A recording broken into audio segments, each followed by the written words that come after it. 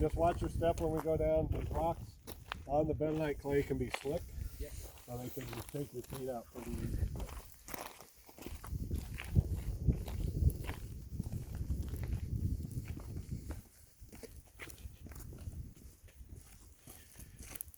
So yeah, if you step, this is really the keystone right in here. So if you step on this rock and look down, you can see that this is only being held by about this much piece of rock. And this log's kind of a good log to explain the petrification process. I don't know if anybody's told you how it all works yet or not, but there's actually two types of petrification. There's agatize and there's permineralize. Yep. Okay, so the agatize, this log actually has both of them. Whoa. So you have the agatize, which is the colorful stuff, and you have the permineralize, which is the stuff that looks more like wood. Okay, so basically what would have happened to this log, this area where you're in right now, this is when Pangea was still together. So where you're sitting right now would have been about where Costa Rica is today. So it's a very tropical, very big forest, and it had a huge river that ran through.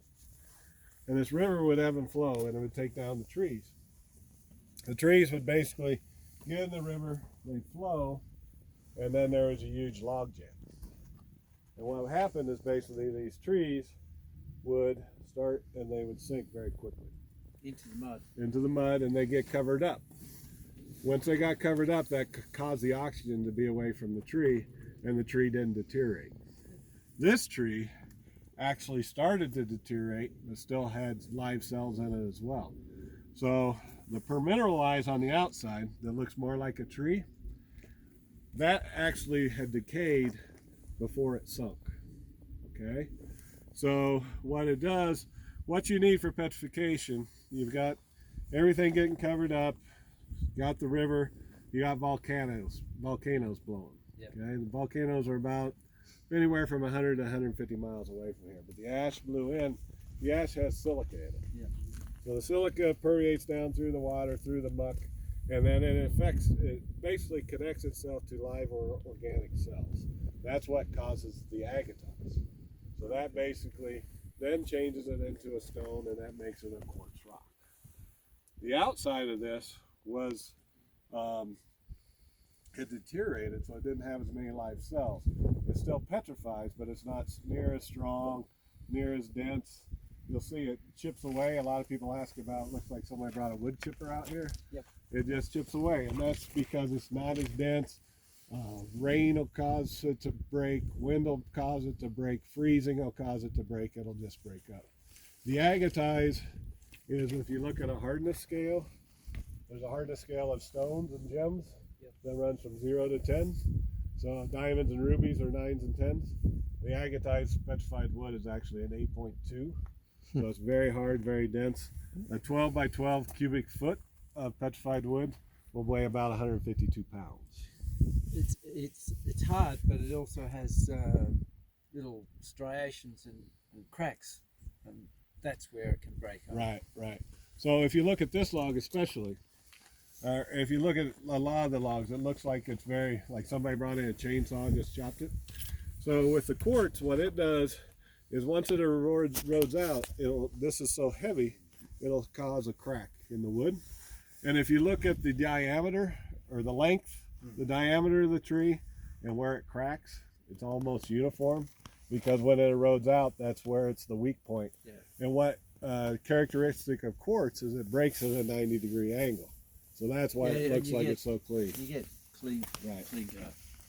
But yeah, let's go to the other side. It's the best pictures are on the other side. So I'll show you how to get down.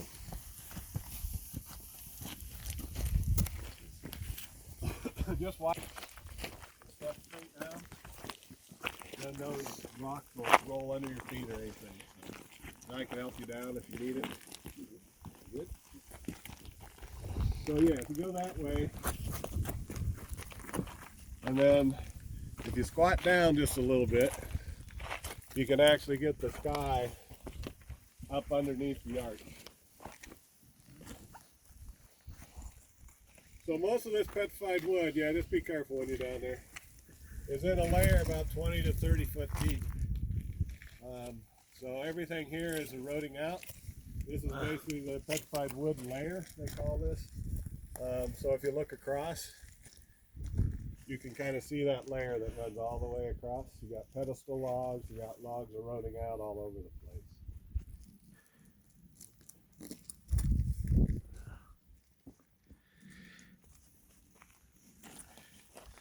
So what determines the areas over there that are closed versus this area that isn't? You can only really come back here if I'm here. Oh, okay. Got it. Or if a volunteer's here. Okay, that makes sense. Like the area right beyond this is closed even to me. Oh, okay. And the main reason is rock falls, safety, more than anything. One of the beauties about this park is most of this park is all wilderness area. So you can basically, most of the places you can go off and hike wherever you want. So in a designated wilderness area, they cannot have developed trails. Yep. So you can just go off and hike All right. wherever you want. So it's free. Yeah. Free walking. Yeah. So that's what my wife and I do on the weekend. Is we actually lead hikes out in the wilderness area for people. And you camp out? No, just day hikes. Day hikes. Yeah. Yeah, we'll do Could anywhere. be a bit cold at night. Oh, yeah, yeah. I Or- think it was 12 this morning. Yeah. Showing, yeah. Well, 16 at the trailer. 16 at the trailer, yeah.